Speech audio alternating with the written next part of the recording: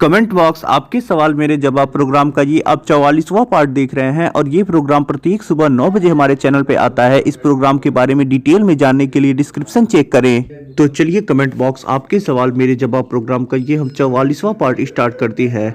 Video में आगे बढ़ने से पहले मैं आपसे एक बात बोलना चाहूँगा कि अगर आपने अभी तक चैनल को सब्सक्राइब नहीं किया है तो चैनल को सब्सक्राइब करके बेल आइकन को जरूर दबा लें।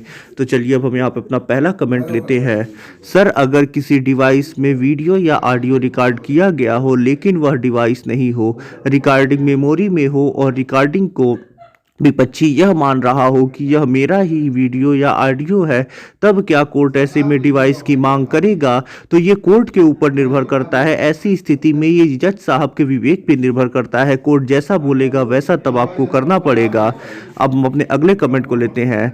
सर, 498A केस FIR होने के पहले अग्रिम जमानत ले या FIR होने के बाद ले, जिससे कि जेल जाने से बच सके।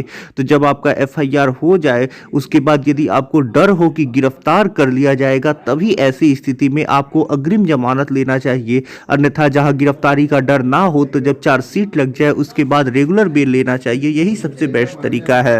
अब हम अपने अगले कमेंट को लेते हैं। सर, झुकेंगे नहीं किस दिन और किस टाइम पे आता है? तो जो मेरा झुकेंगे नहीं प्रोग्राम आ रहा है वो रविवार को, मंगलवार को और शुक्रवार को 5:30 बजे शाम को आता है। अब हम अपने अगले कमेंट को लेते हैं।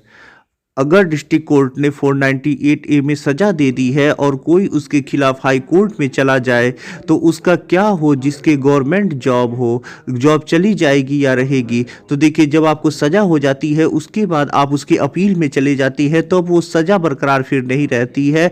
फिर तब तक जब तक उस कोर्ट का फैसला नहीं आ जाता जिसमें आप अपील में गए हैं, तब तक आपको बेगुनाह फिर से माना जाता है, क्योंकि अब आप अपील में गए हैं। तो जब तक हाई कोर्ट का फैसला नहीं आ जाता और उसके बाद यदि आपको हाई कोर्ट से भी सजा होती है तो फिर आप सुप्रीम कोर्ट में चले जाते हैं, अपील में चले जाते हैं, तो जो सजा हुई है फिर पेंडिंग हो जाती है।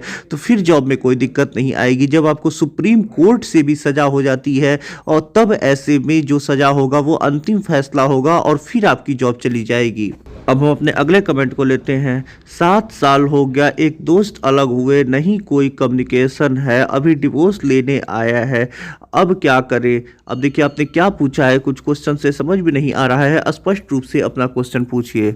अब हम अपने अगले कमेंट को लेते हैं। केवल पत्नी पति की जिम्मेदारी पर पति पत्नी की जिम्मेदारी नहीं, पत्नी सिर्फ खाने के लिए आती है जो कभी कभी पति की जिंदगी तक निगल जाती है। पुरुष एक कोल्लू का बेल है। अब हम अपने अगले कमेंट को लेते हैं। सर, मेरा एडवोकेट बोल रहा है कोर्ट ने वाइफ के लिए मेंटेनेंस एक्स पार्टी ऑर्डर किया है लेकिन ऑनलाइन उसका ऑर्डर अपलोड नहीं किया गया। मुझे समझ नहीं आ रहा है, जबकि मेरा वकील केस देख रहा था। मेरा तो एक्स पार्टी कैसे हो सकता है?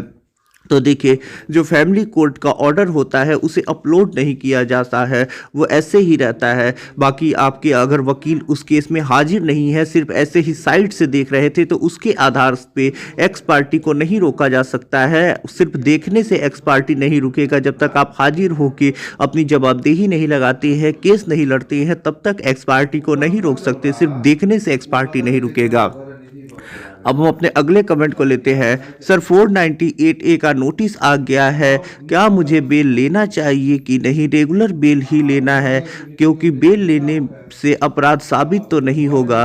तो देखिए, अगर आपको नोटिस आ गया है तो ऐसे में अब जाके रेगुलर बेल ले लीजिए। बेल लेने से अपराध साबित नहीं होता, ना ही आप अपराधी बनते हैं। बेल लेना एक प्रक्रिया है, आपको बेल लेना ही पड़ेगा। उसके बाद ही कोर्ट में आप अपनी बात रख पाएंगे, जो भी प्रक्रिया है उसमें शामिल हो पाएंगे। तो बेल ले लीजिए। बेल लेने से कोई अपराधी नहीं बनता है। अब हम अपने अगले कमेंट को लेते हैं। Very good, thank you.